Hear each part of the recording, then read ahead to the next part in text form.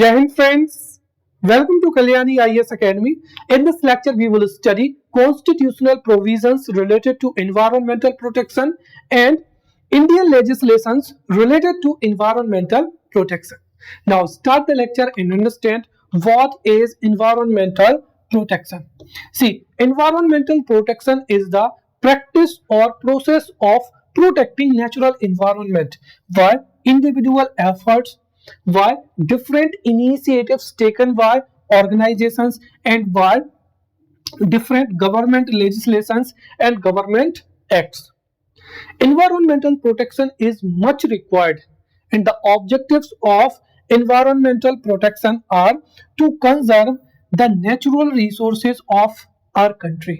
For an example, हमारे country के forest cover को, रिवर्स को, राइट, एटमॉस्फेयर को, सॉइल को क्या करना, कंजर्व करना और प्रोटेक्ट करना, एंड ऑल्सो प्रोटेक्ट और conserve the existing natural environment, right. हमारे कंट्री की जो क्लाइमेट है, राइट, ये क्लाइमेट है, साथ ही साथ जो एटमॉस्फेयर है वो पॉल्यूशन फ्री रहे, साथ ही साथ नेचुरल एनवायरनमेंट का डिग्रेडेशन ना हो। Also where possible repair the damage, right. देखिए, इकोनॉमिक डेवलपमेंट्स या ह्यूमन एक्टिविटीज की वजह से ऑब्वियसली नेचुरल एनवायरनमेंट को लॉस होता है या एनवायरनमेंट का डिग्रेडेशन होता है, right. For an example, industrial developments की वजह से फॉरेस्ट कवर जो है रिड्यूस हुआ है, एज वेल एज हमारे जितनी भी रिवर्स हैं, राइट, उनमें हार्मफुल जो केमिकल्स हैं वो इंक्लूड हो चुके हैं, राइट। सॉइल जो है उसमें भी हार्मफुल जो है सब्सटेंसेस जो है इंक्लूड हो चुके हैं।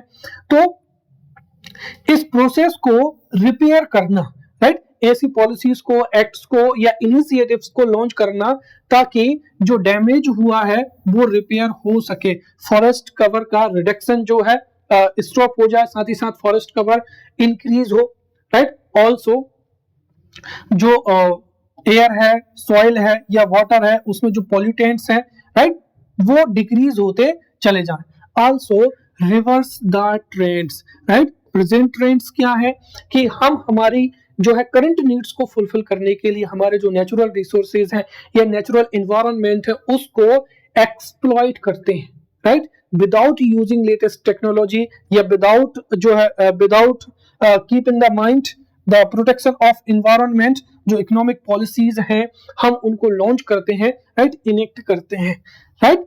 अब इन नेचुरल जो एनवायरमेंटल प्रोटेक्शंस है, एनवायरमेंटल प्रोटेक्शन के द्वारा इस ट्रेंड को जो है रिवर्स किया जाएगा, राइट। नाउ गवर्नमेंट एक्ट्स के माध्यम से या लेजिस्लेशन के माध्यम से ऐसी इकोनॉमिक पॉलिसी को लॉन्च करेगी, इनेक्ट करेगी, जिससे ऑन वन हैंड जो इकोनॉमिक डेवलपमेंट है वो भी हो, साथ ही साथ जो नेचुरल एनवायरनमेंट है उसका डिग्रेडेशन भी रुक जाए।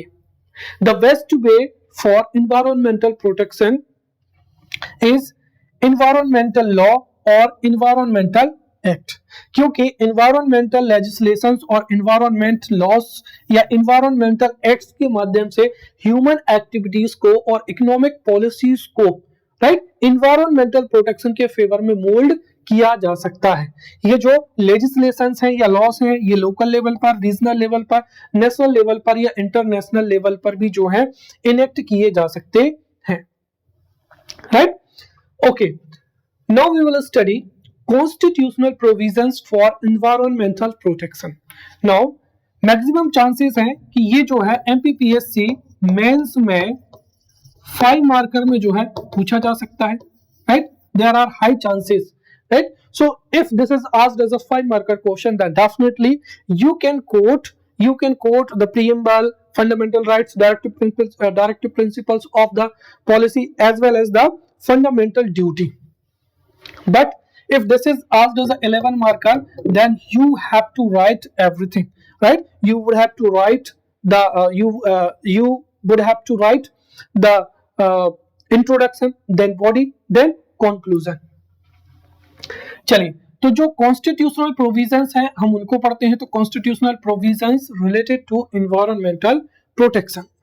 सी, हमारा जो कॉन्स्टिट्यूशन है ये एक लिविंग डॉक्यूमेंट्स है, राइट, जो कि हमारे कंट्रीज की नीड के अकॉर्डिंग इसमें अमेंडमेंट्स किए जा सकते हैं। सेकेंड थिंग इज दैट कि time to time Supreme court और डिफरेंट हाई कोर्ट्स ने हमारे कॉन्स्टिट्यूशन को एक्सप्लेन किया है। राइट, हमारे कॉन्स्टिट्यूशन में जो जितने भी आर्टिकल्स हैं, राइट, जो ओरिजिनल कॉन्स्टिट्यूशन में थे, राइट, उनका टाइम टू टाइम जो है सुप्रीम कोर्ट और हाई कोर्ट के द्वारा जो है एक्सप्लेनेशन दिया गया है। And on the basis of these explanation अब ये क्लियर हो चुका है कि हमारे कॉन्स्टिट्यूशंस में भी इन्वायरमेंटल प्रोटेक्शन के लिए कई एक्ट्स, राइट, कई आर्टिकल्स जो हैं इंसरेंड है। राइट, यदि आप केवल और केवल कॉन्स्टिट्यूशन को रीड करेंगे, राइट, उसको अंडरस्टैंड नहीं करेंगे, so definitely you would find that कि hardly there are 2 or 3 articles which are related to constitutional provisions. But according to the explanation of Supreme Court as well as different high courts of our country and जो constitutional amendments हुए हैं उनसे ये बात स्पष्ट तौर पर की जा सकती है कि हमारे कॉन्स्टिट्यूशन में भी एनवायरमेंटल प्रोटेक्शन के लिए वेरियस लॉ है। राइट, तो हम इंट्रोडक्शन में केवल और केवल इतने लिख सकते हैं कि Indian constitutional is a living documents, right, and through constitutional amendments, right, to fulfil the current needs जो है कॉन्स्टिट्यूशनल अमेंडमेंट्स किए जा सकते हैं। Right, and on the basis of different explanations provided by high court और supreme court, it is clear कि हमारा जो कॉन्स्टिट्यूशनल है, हमारा जो कॉन्स्टिट्यूशन है वो इन्वायरमेंटल प्रोटेक्शन के लिए कई एक्ट्स को और कई एक तरीके से हम कह सकते हैं कि आइडियोलॉजी को हमारे सामने प्रस्तुत करता है। फॉर एन एग्जांपल अगर हम बात करते हैं प्रीएम्बल की, राइट, तो प्रीएम्बल में be the people of India आपको पता ही होगा, उसमें directly constitutional directly environmental protection के लिए कुछ भी नहीं कहा गया है, बट इनडायरेक्टली अगर हम देखें तो हमारा constitutional socialist pattern of society को प्रोवाइड कराता है, विच मीन्स दैट कि हमारी सोसाइटी में सभी जितने भी सिटीजन हैं उनका डेवलपमेंट होना चाहिए। And this also includes that कि जो इन्वायरमेंट है वो भी क्या होना चाहिए, प्रोटेक्ट होना चाहिए। Then there is dignity of individual, right, कोई भी इंडिविजुअल डिग्निटी से तभी रह सकता है जब उसके लिए एक जो है उसके लिए जो एटमॉस्फेयर है या जो इन्वायरमेंट है वो पॉल्यूशन फ्री हो सके। Then decent standard of living and pollution free environment is inherent in this preamble, right? So the preamble of our constitution, the preamble to our constitution ensures the socialist pattern of the society and dignity of the individual. Also, decent standard of living and pollution free environment is inherent in this. Now let's talk about the fundamental right which is in part 3, right? आपको you know very well कि जो fundamental rights है वो किस में है, part 3 में, right? तो पार्ट 3 में जो फंडामेंटल राइट्स हैं और उनमें से भी जो आर्टिकल 14 है, आर्टिकल 19 है और आर्टिकल जो 21 है ये directly constitutional provisions regarding environmental protection से ही related है। Now let's study article 14, right? According to article 14, equality before the law and equal protection of the law, which means India में जितने भी लॉ हैं, right, वो सबके लिए क्या है, समान है, right? Which means that कि अगर environment को protect करने के लिए इंडियन गवर्नमेंट कोई भी लेजिस्लेशन को लॉन्च करती है या किसी भी एनवायरमेंटल प्रोटेक्शन एक्ट को इनेक्ट किया जाता है तो वह सबके लिए क्या होगा, इक्वल होगा, right? So article 14 says equality before the law and equal protection of the law, which means that environmental protections के लिए जो लॉ इंप्लीमेंट किए जाएंगे वो सबके लिए क्या होंगे, समान होंगे। देन सेकंड क्या हो जाएगा यहाँ पर, आर्टिकल 19, राइट? अब आर्टिकल 19 में आपको पता है कि फ्रीडम ऑफ एक्सप्रेशन। अब ये जो फंडामेंटल राइट्स हैं ये सिटीजन ऑफ इंडिया को जो है प्रोवाइड कराए गए हैं, विच मींस दैट कि अगर स्टेट की कोई भी एक ऐसी एक्टिविटी जो इन फंडामेंटल राइट्स को वायलेट करती है, then citizen of India, right, can go to the Supreme Court or High Court for remedy. But यहाँ पर आर्टिकल 19 में क्या है, फ्रीडम, राइट टू फ्रीडम है, बट ये फ्रीडम ऐसी नहीं है, लिमिटलेस नहीं है, right, there are reasonable restrictions, right, तो रीजनेबल रेस्ट्रिक्शंस के साथ ही जो है राइट टू फ्रीडम जो है दिया गया। For an example let's talk about article 19(1)(a). अब आर्टिकल 19(1) में ए में क्या है, right to freedom of speech and क्या हो जाएगा, एक्सप्रेशन हो जाएगा।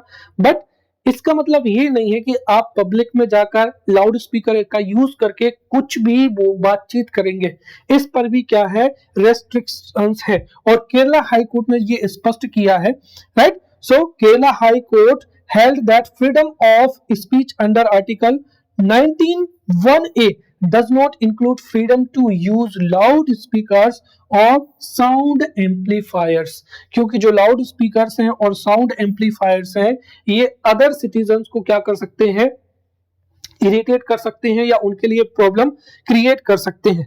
Thus, noise pollution caused by the loudspeaker can be controlled under the article 19(1)(a) of the constitution. तो इस तरीके से इस रीजनेबल रेस्ट्रिक्शंस के द्वारा जो है नॉइज पोल्यूशन को जो है रिड्यूस किया जाता है या कंट्रोल किया जा सकता है, राइट।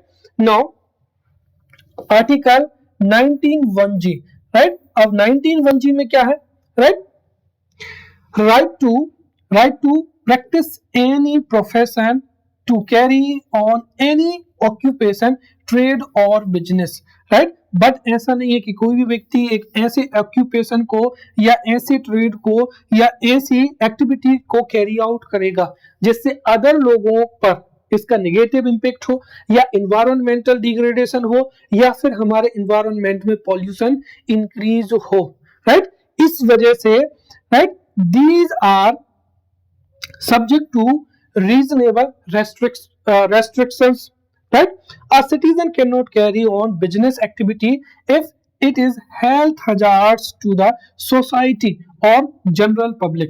तो यदि कोई भी एक्टिविटी, कोई भी ऑक्यूपेशन, ट्रेड, बिजनेस यदि अदर पीपल के लिए हेल्थ हजार्ड होता है तो उस पर रीजनेबल रेस्ट्रिक्शंस है, राइट। और इसी का यूज करते हुए ही जो है इंडियन गवर्नमेंट ने डिफरेंट जो लेजिस्लेशंस हैं, राइट, उनको पार्लियामेंट से पास किया है और उनको इनेक्ट किया है, right. Now fundamental right, article 21। अब आर्टिकल 21 क्या है, right to life and liberty. ये एक सिंपल कॉन्स्टिट्यूशन है बट इसको सुप्रीम कोर्ट और डिफरेंट हाई कोर्ट्स ने बहुत ही बड़े लेवल पर क्या किया है, एक्सप्लेन किया है, राइट। और इसमें ही राइट टू इन्वायरमेंट है, राइट टू हेल्थी इन्वायरमेंट है, free of danger of disease and infections, ये सब इसमें ही क्या है, इंक्लूड है। तो मैंने इसको यहाँ पर शॉर्ट में लिखा है। So according to article 21, no person shall be deprived of his life and personal liberty except according to procedure established by law, which means हमारी कंट्री में everybody has right to life. और right to life कब possible है, obviously जब हमारे country में environment जो है पॉल्यूशन फ्री हो, राइट। और साथ ही साथ ह्यूमन जो है वो डिग्निटी से तभी रह सकते हैं तब उनके लिए जो है उनकी जो सराउंडिंग्स है वो भी पॉल्यूशन फ्री हो। तो डिफरेंट जो जजमेंट्स हैं उसमें ये क्लियर किया गया है कोर्ट्स के द्वारा कि Indian citizen has right to life, और इसी में इंक्लूड होता है राइट टू इन्वायरमेंट, क्योंकि यदि इन्वायरमेंट जो है पॉल्यूशन फ्री नहीं होगा, इन्वायरमेंट में डिग्रेडेशन होगा, तो which means that there is a violation of right to life, which means right to life में ही इंसिडेंट है कि जितने भी सिटीजन हैं उनको पॉल्यूशन फ्री इन्वायरमेंट अवेलेबल हो सके, साथ ही साथ free of danger of disease and infection is inherent in it. और डिसीज एंड जो इन्फेक्शन है वो कब नहीं होंगे, जब पॉल्यूशन नहीं होगा। Also right to healthy environment is important attribute of right to live with human dignity. Right. तो इस तरीके से आर्टिकल 21 को आपको मेंशन ही करना है, राइट। तो इस तरीके से अगर हम देखें तो हो सकता है 3 मार्कर में ये क्वेश्चन पूछा जाए कि which fundamentals are related to which fundamental rights are related to environmental protection. Then your answer would be article 14, article 19 and article 21, right. Now let's talk about directive principles, right. अब जो directive principles हैं, जो directive principles हैं इनको courts के द्वारा इनके लिए कोई भी रेमेडी नहीं है, राइट। ये एक तरीके से हमारे इंडियन गवर्नमेंट के लिए गाइडिंग प्रिंसिपल्स के रूप में कार्य करते हैं। और डायरेक्टिव प्रिंसिपल्स में भी आर्टिकल 47, आर्टिकल 48 और आर्टिकल 48, ये जो 3 आर्टिकल्स हैं ये आपको बहुत अच्छे से पता ही होना चाहिए, राइट। तो डायरेक्टिव प्रिंसिपल्स में पहला हो जाएगा article 47, right. So, according to Article 47, state shall regard the rising of the level of nutrition and the standard of living of its people and the improvement of public health as among its primary duties, right? Which means ये है कि अगर environment में degradation होगा, pollution होगा, तो जो standard of life है वो डिग्रेड होगा। साथ ही साथ पॉल्यूशन से या इन्वायरमेंटल चेंज से, डिग्रेडेशन से पब्लिक हेल्थ भी क्या होगा, इंप्रूव नहीं होगा। तो आर्टिकल 47 जो है गवर्नमेंट को एडवाइस देता है, राइट, डायरेक्ट करता है कि गवर्नमेंट्स ऐसे एफर्ट्स, ऐसी पॉलिसीज या ऐसे इनिशिएटिव्स को इंप्लीमेंट करेंगे जिससे जो लेवल ऑफ न्यूट्रिशन है वो इंक्रीज हो सके, साथ ही साथ पॉल्यूशन फ्री इन्वायरमेंट हो, ताकि जो पब्लिक हेल्थ है वो पब्लिक हेल्थ प्रमोट हो सके और जो स्टैंडर्ड ऑफ लिविंग है वो भी इंक्रीज हो सके, राइट। इसके लिए इन्वायरमेंट का जो है स्ट्रेंथन होना बहुत ही जरूरी है, राइट, क्योंकि without the improvement of environment public health can not be assured. Now article 48, अब article 48 क्या है? Article 48 deals with the organization of agriculture and animal husbandry on modern and scientific lines, right? अब यहाँ पर modern agriculture का मतलब ये नहीं है कि जो है फार्मर्स को केमिकल फर्टिलाइजर्स का, पेस्टिसाइड्स का, वीडिसाइड्स का यूज करना पड़ेगा, राइट। यहाँ पर ये कहा गया है कि in particular government should take steps for preserving and improving the breeds and prohibiting the slaughter of cows and calves and other milch and क्या हो जाएगा, ड्रॉट कैटल हो जाएगा।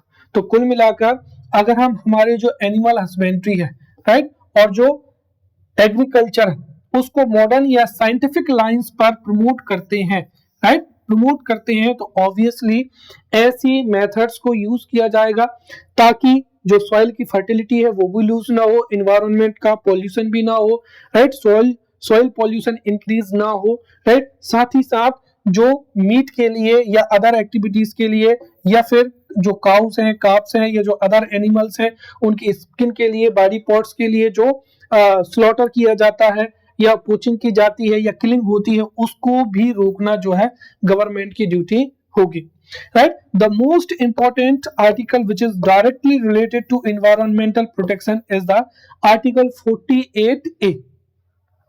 अब आर्टिकल 48 क्या है? The article 48A of the constitution says that the state shall endeavour, right, to protect and improve the environment and to safeguard the forest and wildlife of the country, right। तो ये जो article है ये amendments के द्वारा जोड़ा गया है और ये सीधा जो है environmental प्रोटेक्शन से ही रिलेटेड है, right. Now let's talk about fundamental duties. आपको पता है कि फंडामेंटल ड्यूटीज भी जो है हमारे ओरिजिनल कॉन्स्टिट्यूशन में नहीं थी, राइट। जो फंडामेंटल ड्यूटीज हैं उनको लेटर जो है इसमें कॉन्स्टिट्यूशन में इंक्लूड किया गया है। And according to article 51AG, it shall be duty of every citizen of India to protect and improve the natural environment including forests, lakes, rivers and wildlife, and to have right compassion for the living creatures, right. Now अगर हम देखें तो local self government, अब जो local self government है ये भी constitutional provision से ही क्या किए गए हैं, राइट। जो 73rd एंड जो 74th कॉन्स्टिट्यूशनल अमेंडमेंट्स है, राइट, इन अमेंडमेंट्स के माध्यम से ही जो लोकल सेल्फ गवर्नमेंट है उसको प्रमोट किया गया है। और आर्टिकल 243 में डिफरेंट आर्टिकल्स हैं, राइट। मैंने यहाँ पर जो है एक तरीके से 243 लिखा है, but 243 A C D E K, right. तो आर्टिकल 243 में डिफरेंट आर्टिकल्स है जिनमें लोकल लेवल पर और विलेज लेवल पर panchayat have been empowered under the constitution to take measures such as soil conservation, water management, forestry, right, protection of environment and promotion of ecological aspects, right। तो इस तरीके से जो विलेज पंचायत हैं या फिर जो ब्लॉक पंचायत हैं वो भी इन फील्ड्स में जो है बेटर वर्क कर सकते हैं। Now let's talk about the judiciary. अब आप कहेंगे कि सर जुडिशरी कैसे रिलेटेड है, तो देखिए constitutional there are different constitutional provisions, right. Also India में कई एक्ट्स हैं, इसके अलावा भी हम जो सिटीजन है, right, it is our duty also to protect the environment. और यदि if there is a information कि कहीं पर जो इन्वायरमेंट का डिग्रेडेशन हो रहा है तो हम हमारे इन्वायरमेंट को प्रोटेक्ट करने के लिए जो है सुप्रीम कोर्ट भी जा सकते हैं और सुप्रीम कोर्ट इसके लिए रिट जारी कर सकती है, right. So according to article 32, issuance of writ by the supreme court for environmental protection, and in the same way according to article 226, issuance of writ by the high court for the environmental क्या हो जाएगा, protection हो जाएगा। और कई बार जो है सुप्रीम कोर्ट, हाई कोर्ट ने एनवायरनमेंट को प्रोटेक्ट करने के लिए रिट जो है इश्यू की है, right. So in this way we have studied we have studied constitutional provisions for environmental protection, right, for 5 marker question, right, 11 marker questions, और different जो articles हैं वो आपसे 3 marker में भी पूछे जा सकते हैं, right। Now let's talk about Indian legislations related to environmental protection. This may be asked as a 11 marker question, right. What are different legislations or acts in India, right, which are responsible for environmental protection, right।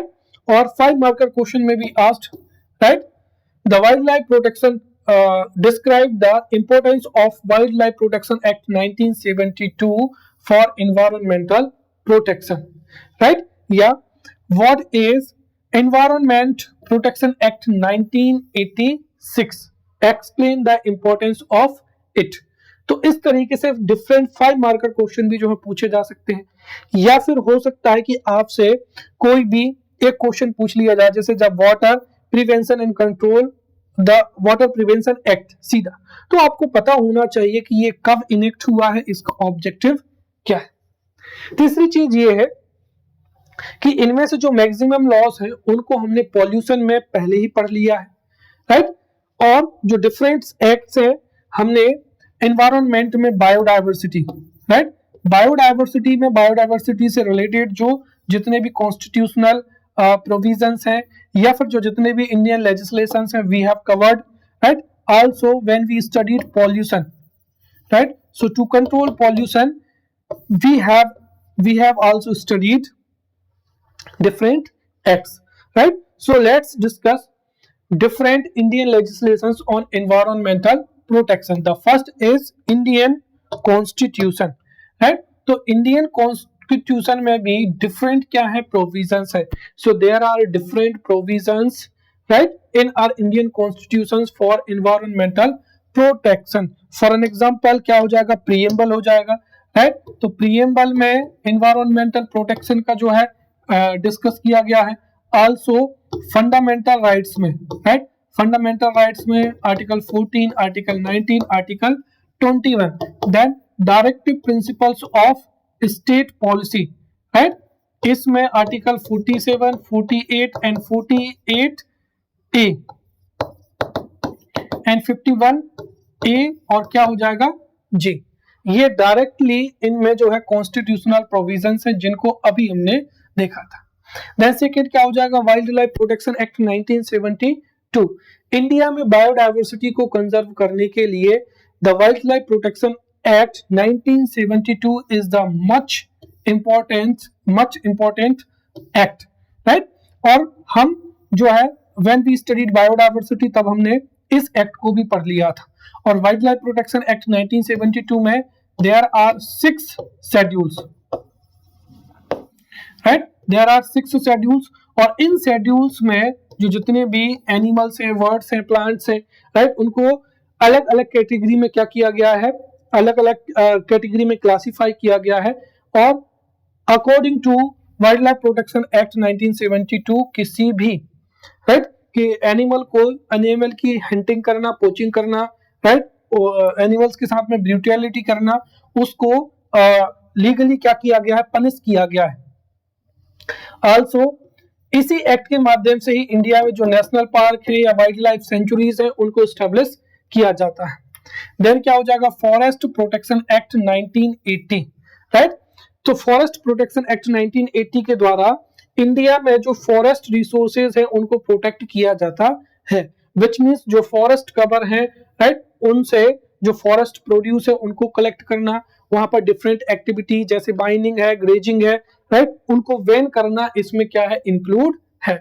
Then क्या हो जाएगा यहाँ पर, environment protection act 1986, right. और जो environmental protection act 1986 है ये India में इन्वायरमेंटल प्रोटेक्शन के लिए एक क्या हो जाएगा, अम्ब्रेला एक्ट हो जाएगा, राइट। क्यों? क्योंकि इसी इन्वायरमेंट प्रोटेक्शन एक्ट 1986 की जो डिफरेंट सेक्शंस है, उन डिफरेंट सेक्शन से ही जो डिफरेंट एक्ट्स हैं वो हमारे कंट्री में क्या किया गया है, इम्प्लीमेंट किए गए हैं। जैसे इन्वायरमेंट प्रोटेक्शन एक्ट 1986 में जो इन्वायरमेंट है उसको प्रोटेक्ट करने के लिए एक जो है ब्रॉड जो है डिसीजंस या एक तरीके से ब्रॉड एक्सप्लेनेशन दिए गए हैं। और इसी एक्ट 1986 की डिफरेंट जो सेक्शंस हैं उससे ही जो water prevention and control of pollution act 1978 enact हुआ है, देन एयर पॉल्यूशन इनेक्ट हुआ है। तो इस तरीके से जो बाकी के जो एक्ट हैं इनको इसके द्वारा ही लाया गया है, इसीलिए इसको अम्ब्रेला एक्ट कहा जाता है। देन क्या हो जाएगा, biological diversity act 2002।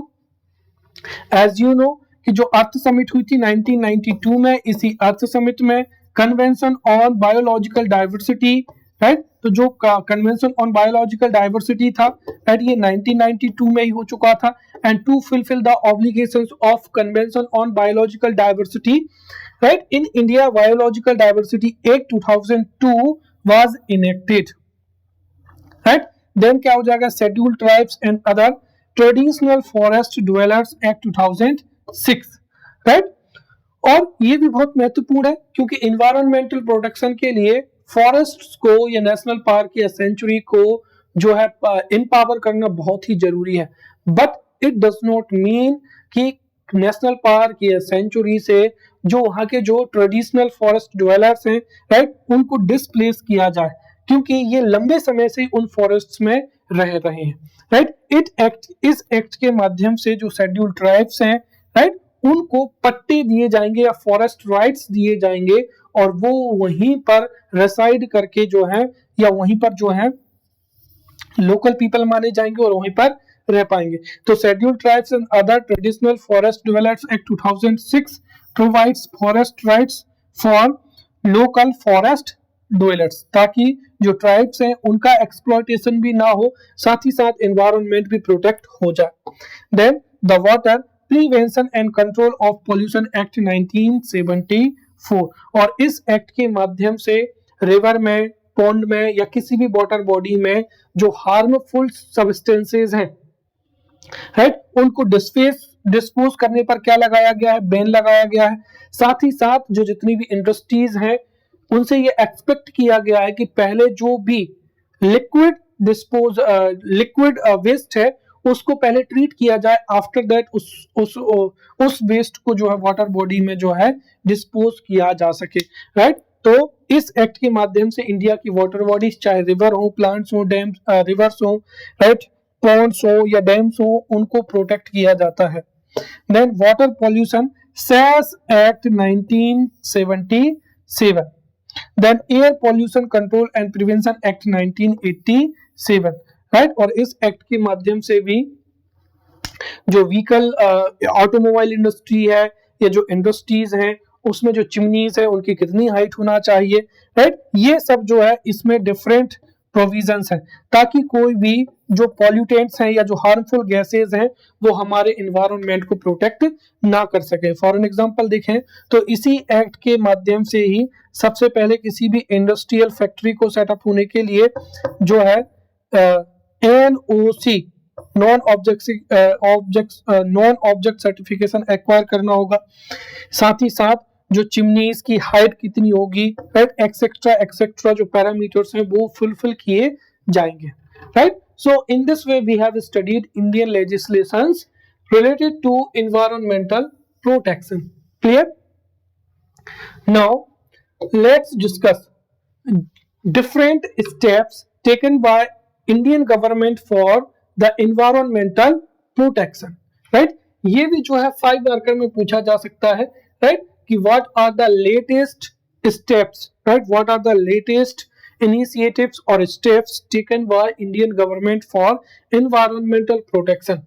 The first is adopting the goal of sustainable development, right? और sustainable development क्या होता है कि जो है हमारी करंट नीड्स को भी फुलफिल करना, साथ ही साथ नेचुरल रिसोर्सेज को फ्यूचर जनरेशन के लिए भी प्रोटेक्ट करना, उसको ही क्या कहा जाता है, sustainable development. And Indian government जो है सस्टेनेबल डेवलपमेंट को प्रमोट कर रही है, राइट, और इससे हम हमारे जो नेचुरल रिसोर्सेज हैं उनको मॉडर्न टेक्निक से, राइट, बेस्ट वे में यूज करेंगे। Also Indian government is stressing on renewable energy resources, right. India की जो 80% एनर्जी नीड है वो फुलफिल होती है फॉसिल फ्यूल से।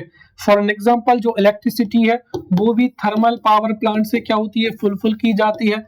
ऑल्सो जो व्हीकल्स हैं, राइट, व्हीकल्स हैं, चाहे वो 2 व्हीलर हो, 4 व्हीलर हो, उनमें भी डीजल पेट्रोल का ही यूज किया जाता है। इसीलिए इंडियन गवर्नमेंट जो है रिन्यूएबल एनर्जी रिसोर्सेज जैसे सोलर पैनल हो जाएंगे, विंड एनर्जी हो जाएगी, राइट, इनको प्रमोट कर रही है, ताकि एक तो जो फॉसिल फ्यूल है उस पर डिपेंडेंसी भी कम हो सके, साथ ही साथ फॉसिल फ्यूल के यूज से जो कार्बन एमिशन है उसका भी रिडक्शन हो सके। Then third, encouraged the LEDs to increase energy efficiency, right? India में पहले 100 वाट के जो है बल्ब्स को यूज किया जाता था, जिससे maximum amount of energy was required, right, but हम 100 वाट की बल्ब को 11 वाट की जो एलईडी है उससे क्या कर सकते हैं, रिप्लेस कर सकते हैं, and we can save 90 watt electricity, right. So इस तरीके से इंडिया में जितने भी इंडिया में जो उजाला स्कीम्स जो थी वो इंडियन गवर्नमेंट्स के द्वारा लॉन्च की गई थी, जिसमें एलईडीज को डिस्ट्रीब्यूट किया गया था ताकि जो एनर्जी एफिशिएंट टेक्नोलॉजी है उसको यूज किया जा सके। Then set the tax rate, right,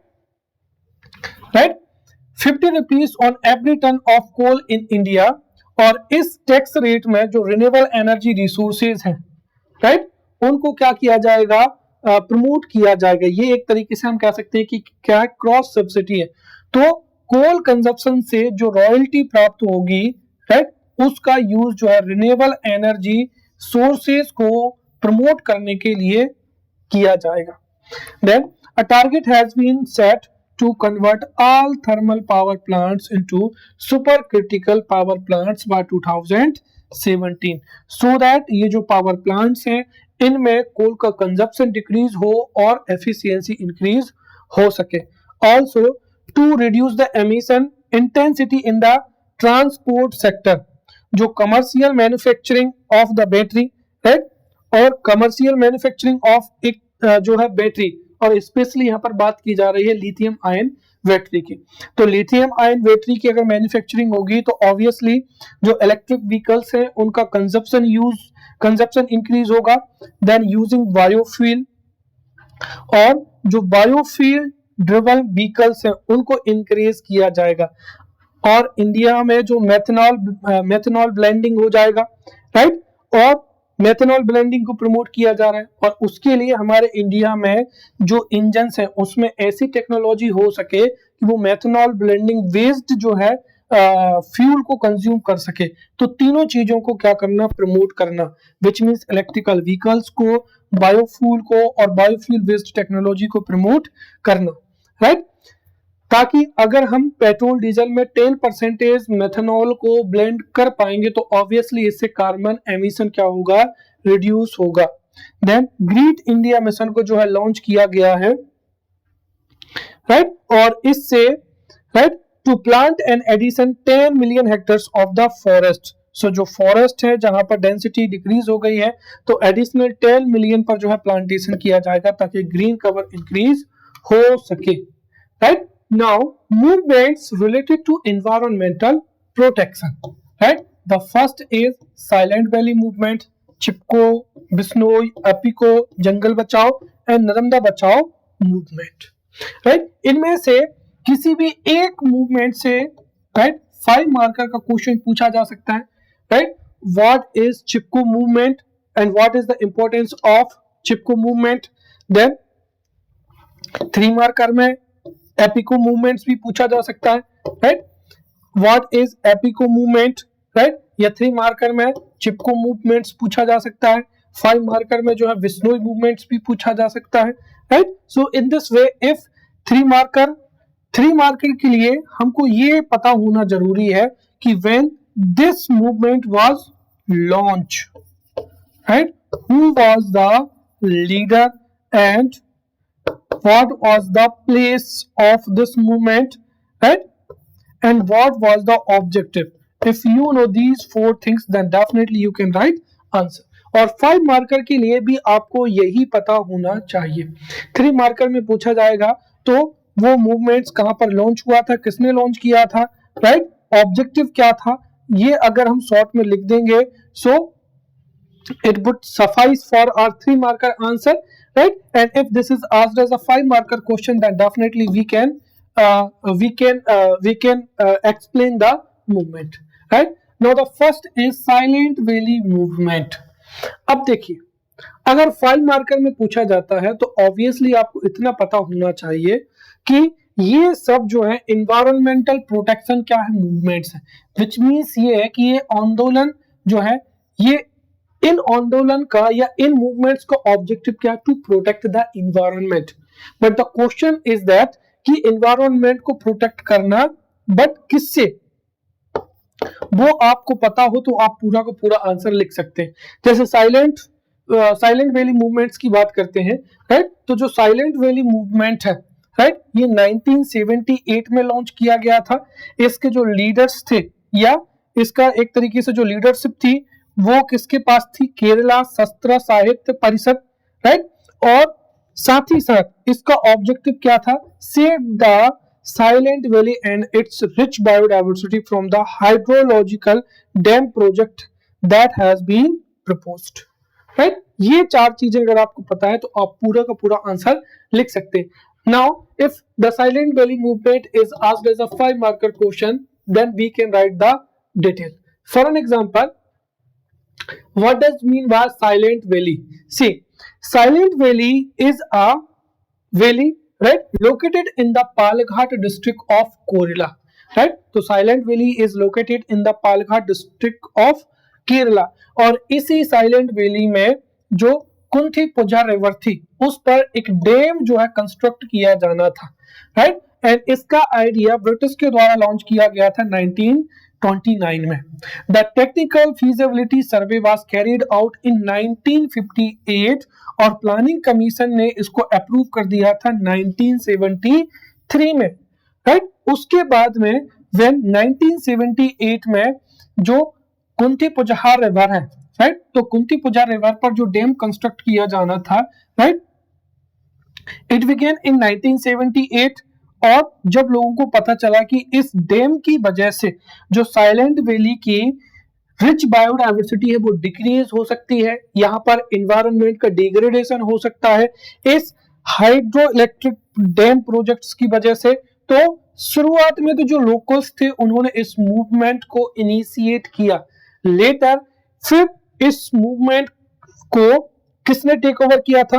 तो केरला शस्त्र साहित्य परिषद, राइट। लेटर अगर हम देखें तो इसमें Narmada Bachao Andolan, right, then Bombay natural history society and silent valley action forum also participated in the movement, right.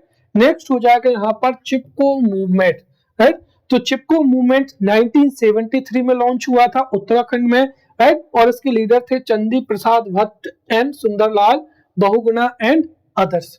और इसका ऑब्जेक्टिव क्या था, राइट, तो जो हिमालयन फॉरेस्ट हैं उनको प्रोटेक्ट करना इसके ऑब्जेक्टिव्स थे। अब अगर इसको 5 मार्कर में अगर पूछा जाता है तो इसका जो है हम डिटेल एक्सप्लेनेशन भी दे सकते हैं, राइट। सबसे पहली चीज तो अगर हम देखें तो ये जो मूवमेंट था, right, the Chipko movement was raised out of ecological destabilisation in the हिल। जो जितना भी हिमालयन रीजन है अगर उसकी इकोलॉजी में डिस्टेबलाइजेशन हो जाएगा तो उसकी वजह से डिफरेंट जो इन्वायरमेंटल प्रॉब्लम्स हैं वो अराइज होंगी। साथ ही साथ जो नेचुरल रिसोर्सेज थे उनके एक्सप्लॉयटेशन से there was fall in the productivity of forest produces. Therefore जो जितने भी हिल डिवेलपर्स थे वो किस पर डिपेंड हो गए? मार्केट पर डिपेंड हो गए, और उन्होंने जो फॉल इन प्रोडक्टिविटी है उसके लिए जो डेवलपमेंट्स प्रोजेक्ट्स थे, राइट, उनको जो है इसके लिए रिस्पॉन्सिबल माना, राइट। आल्सो जो फॉरेस्ट रिसोर्स एक्सप्लॉयटेशन था, राइट, इसको भी कंसीडर किया गया reason behind the natural calamities like floods and landslides, right. तो ऑब्वियसली अगर किसी भी पर्टिकुलर एरिया में लैंडस्लाइड्स होती हैं, फ्लड्स होती हैं, तो उससे लोकल्स ही क्या होते हैं? अफेक्ट होती हैं, और इनके लिए जो फॉरेस्ट रिसोर्स एक्सप्लॉयटेशन था इसको ही कंसीडर किया गया था रीजन, राइट। इसीलिए जो हिमालयन सिस्टम की इकोलॉजी है, डाइवर्सिटी है, उसको प्रोटेक्ट करने के लिए on March 27 the decision was taken to Chipko, और अंग्रेजी में इसका अर्थ होता है to hug the trees that were threatened by the axe, thus Chipko आंदोलन मूवमेंट वाज बोर्न, राइट। क्योंकि यहां पर पेड़ों को खतरा है किससे? राइट, कटिंग से, और पेड़ किससे काटे जाते हैं? एक्स से काटे जाते हैं। तो लोगों ने पेड़ों को गले लगाकर, राइट, ये मैसेज दिया कि we want to protect the environment, right, and this form of protest was instrumental in driving away the private companies from felling the ash trees, right। तो इस तरीके से ये जो है मूवमेंट लॉन्च हुआ था उत्तराखंड में, right. Year of the movement है 1973, और इसके जो लीडर थे वो चंदी प्रसाद भट्ट और Sunderlal Bahuguna and others, right.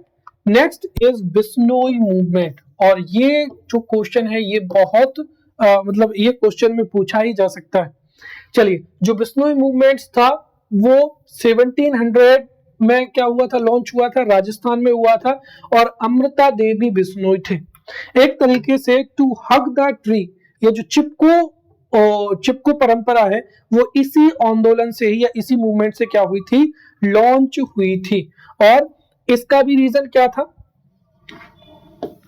ये मूवमेंट विलेजर्स के द्वारा किया गया था, राइट, क्योंकि जो किंग था, अब किंग कैसे? क्योंकि 1700 में तो किंग और क्वीन एक तरीके से हमारा कंट्री जो है इंडिपेंडेंट नहीं था, राइट। तो ये था पूरा का पूरा। अब अगर ये 5 मार्कर में पूछा जाता है तो हम सीधा कह सकते हैं कि the Bishnoi movement was launched in Rajasthan by Amrita Devi Bishnoi in 1700 century, and the objective of this was the stop the destruction of blades sacred trees, right, for building a new palace for the king, and this movement was led by Amrita Devi, in which 363 sacrificed their lives for the protection of their forest. And what is the most important fact regarding this? This movement was the first of its kind to have developed the strategy of hugging or embracing the trees. और इसी से inspire होकर चिपको movement launch हुआ था, और Chipko movement से inspire होकर Appiko movement क्या हुआ था, लॉन्च हुआ था। क्लियर? नाउ क्या हो जाएगा यहाँ पर, एपिको मूवमेंट हो जाएगा, राइट। जो चिपको मूवमेंट्स था वो उत्तराखंड में लॉन्च हुआ था, तो वहीं जो एपिको मूवमेंट्स है वो कर्नाटका में किसके द्वारा, कर्नाटका में जो है लॉन्च किया गया था, राइट। और ये कब लॉन्च किया गया था, तो 1983 में लॉन्च किया गया था, राइट। ये आपको जो है पता होना चाहिए। तो Appiko movement is a movement inspired by the Chipko movement by the villagers of Western Ghats, right? And in Uttar Kannada region of Karnataka, the villagers of Western Ghats started Epico, right? Chalebali movement during the month of September-November 1983. तो कर्नाटका में 1983 में ये क्या हुआ था, launch हुआ था।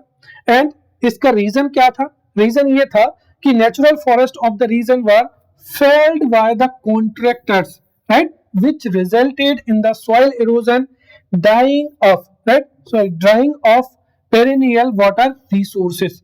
तो जब फॉरेस्ट का रिड्यूस हो जाएगा तो जो वाटर रिसोर्सेज हैं वो भी क्या हो जाएंगे, उनकी स्कार्सिटी आ जाएगी। In the Saklani village in Sirsi, the forest dwellers were prevented from collecting, right, usufructs like twigs and dried branches and non-timber forest produce for the purpose of fuel wood, fodder, honey, etc., etc. And they were denied the customary rights to these products. Right. Therefore, in September 1983, women and youth of the region decided to launch a movement similar to Chipko, right, in South India, और जिसको ही क्या कहा जाता है, Appiko movement कहा जाता है। Next हो जाएगा यहाँ पर जंगल बचाओ आंदोलन, राइट। अगर हम अंग्रेजी में कहें तो सेव क्या हो जाएगा, सेव फॉरेस्ट मूवमेंट, राइट। तो जो सेव फॉरेस्ट मूवमेंट है, ये जंगल बचाओ आंदोलन began in the 1980s in the Singhbhum district of Bihar, right. और ये किसके खिलाफ था, so it was movement against the government's decision to grow commercial teak by replacing the natural sal forest, right. और अगर नेचुरल सॉल फॉरेस्ट को कट किया जाता और उसकी जगह पर टीक को प्रोड्यूस किया जाता, सो ऑब्वियसली इससे डिग्रेडेशन होता और इस बात की कोई भी पॉसिबिलिटी नहीं है कि जो सॉल फॉरेस्ट हैं उनकी जगह पर टीक को ही प्रोड्यूस किया जाएगा। Therefore the tribal community is the most affected, was most affected by this decision, क्योंकि ये उनके राइट्स को और जो लिवलीहुड है उसको अफेक्ट कर रहा था, right. Therefore this movement was launched in Bihar also, ये झारखंड और उड़ीसा में भी क्या हो गया था, स्प्रेड हो गया था। तो ईयर ऑफ द मूवमेंट हो जाएगा 1982, right. Place Bihar, leaders tribals of Singhbhum, right. और what was the reason, oppose the government's decision to replace natural sal forest with commercial teak plantation, right. Next हो जाएगा यहाँ पर नर्मदा बचाओ आंदोलन या सेव नर्मदा प्रोजेक्ट हो जाएगा। अब सबसे पहली चीज मैं आपको बताना चाहूंगा कि the Narmada river is the lifeline of Madhya Pradesh as well as Gujarat, क्योंकि नर्मदा रिवर्स की वजह से ही जो है वाटर लेवल मध्य प्रदेश में इंप्रूव होता है, राइट। और उसी वजह से अगर हम देखें तो मध्य प्रदेश में जो एग्रीकल्चरल प्रोडक्शन है वह भी क्या है, बहुत ज्यादा है, right. So Narmada is the lifeline of Madhya Pradesh as well as Gujarat.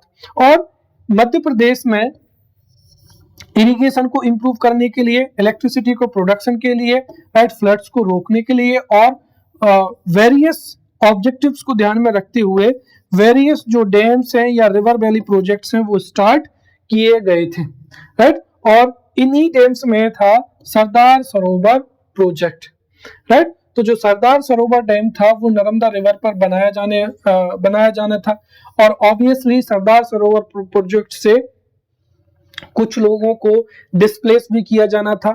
Also इस डैम के बनने से जो नियर बाय जो फॉरेस्ट कवर था, राइट, वो क्या होता, इस डैम में सब मर्ज हो जाता, राइट। इसीलिए जो मेघा पाटकर एंड अदर जो एक्टिविस्ट्स हैं, राइट, उन्होंने इसके खिलाफ ये मूवमेंट को क्या किया था, लॉन्च किया गया था, and it was launched in 1985 bye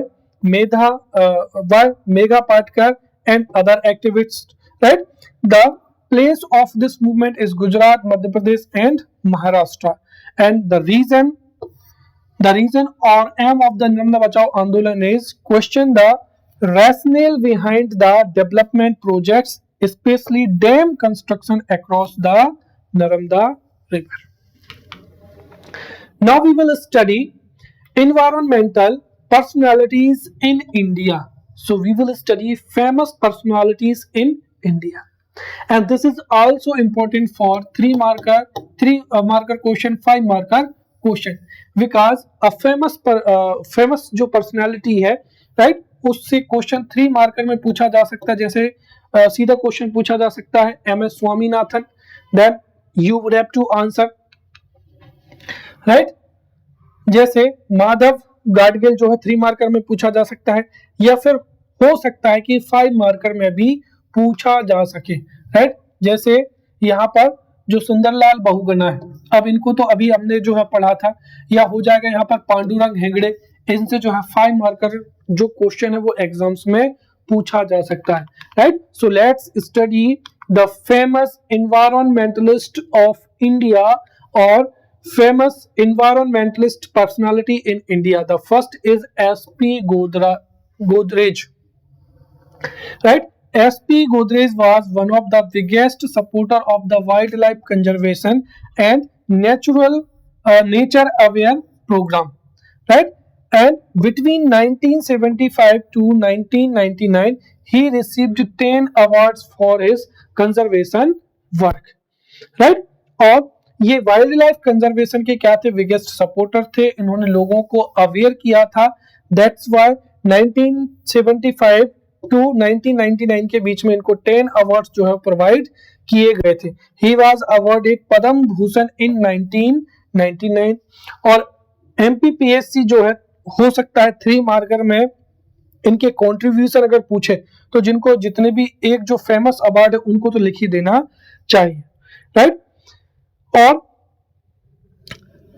because of his friendship with authorities and deep commitments to conservation, right, तो on one hand उनको जो है गवर्नमेंट से या एडमिनिस्ट्रेशन से भी सपोर्ट था, और he was deep interest, therefore उन्होंने इंडिया में वाइल्ड लाइफ कंजर्वेशन के लिए जो है कई वर्क या कई प्रोजेक्ट्स को जो है इम्प्लीमेंट करवाया था। Next is MS Swaminathan, right? You know MS Swaminathan for Green Revolution, and MS Swaminathan is the father of Green Revolution in India, and he is leading agricultural scientist of India, but he has been also associated with various aspects of biological diversity, right, both agricultural and wild। और उन्होंने या MS Swaminathan established MS Swaminathan Research Foundation in Chennai, right, which works related to conservation of biodiversity, right। तो MS Swaminathan ने environment को protect करने के लिए MS Swaminathan Research Foundation को establish किया था चेन्नई में। Then क्या हो जाएगा, Madhav Gadgil, right। So Madhav Gadgil is the renowned environmentalist of India, right। He had interest in the study of behavior of mammals, birds and insects, right। और उन्होंने जो mammals हैं, birds हैं, उन पर स्टडी की, and he has written many articles and books, right। He is the editor of the series Lifescapes of Peninsula India. Next is MC Mehta.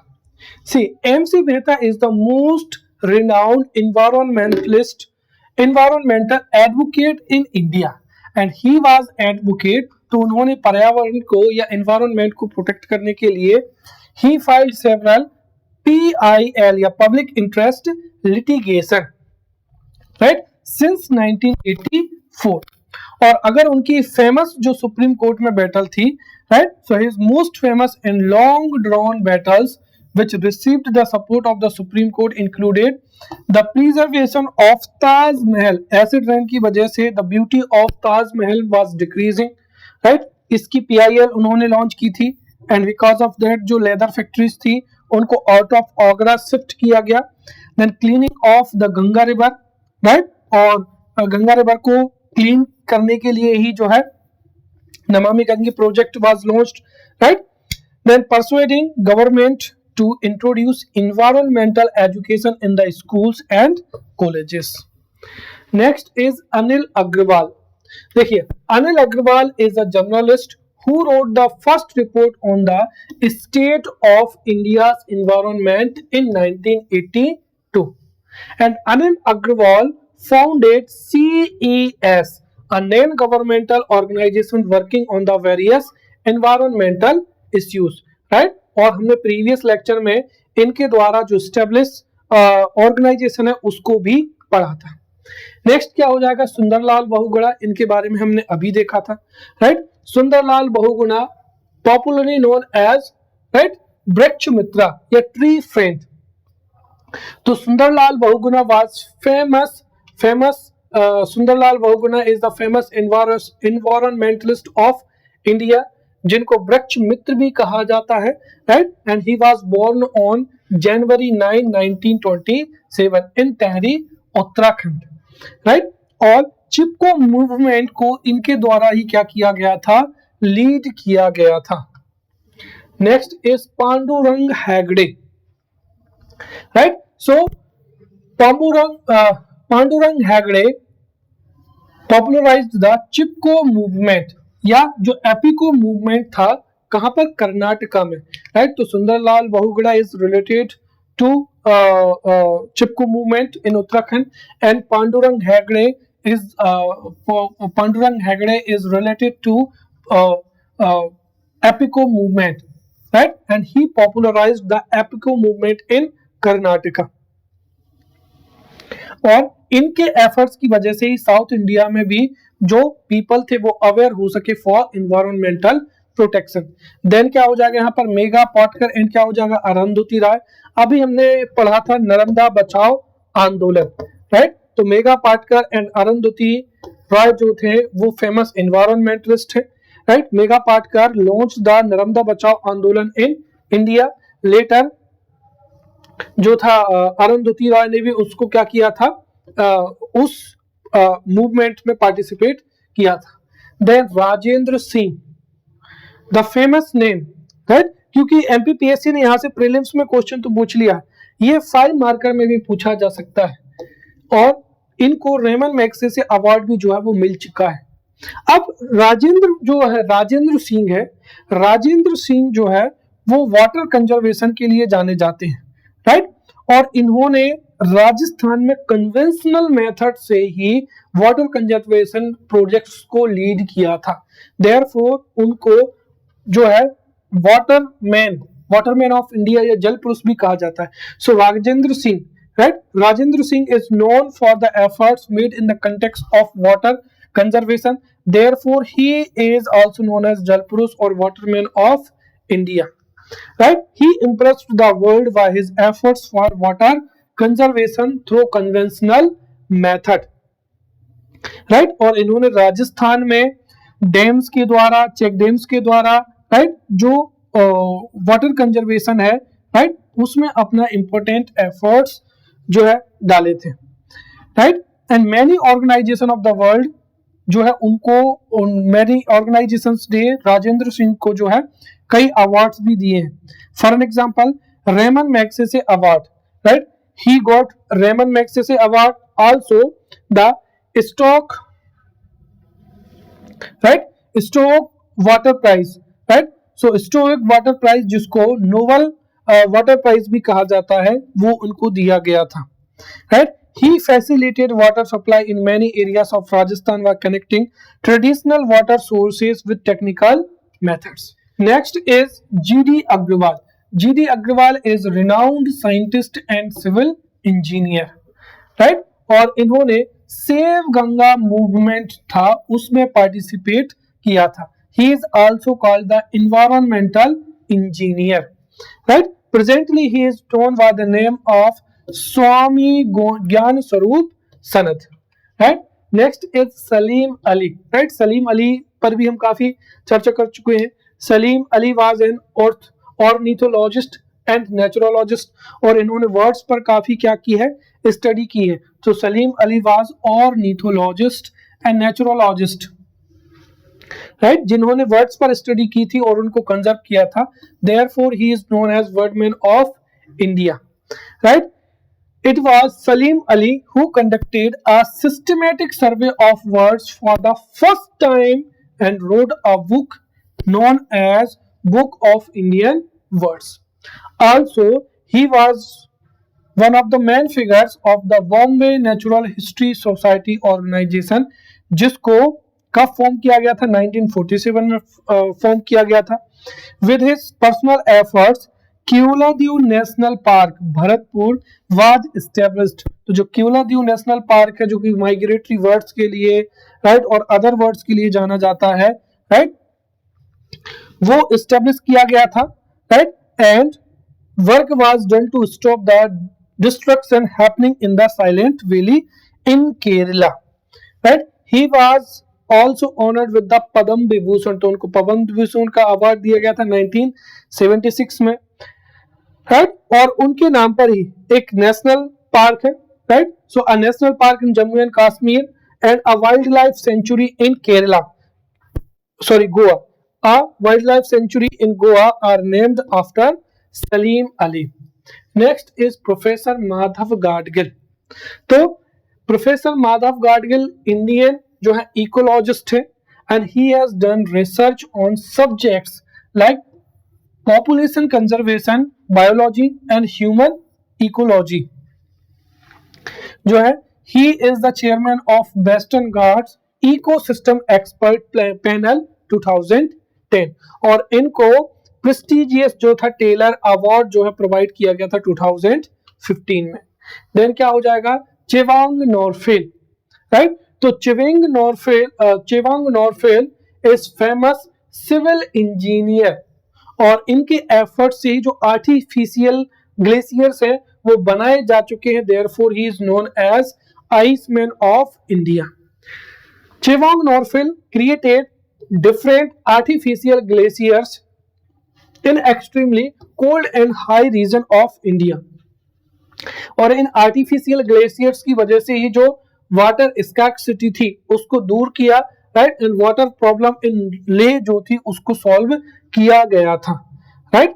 Therefore he is known as iceman of India, और उनको जमनालाल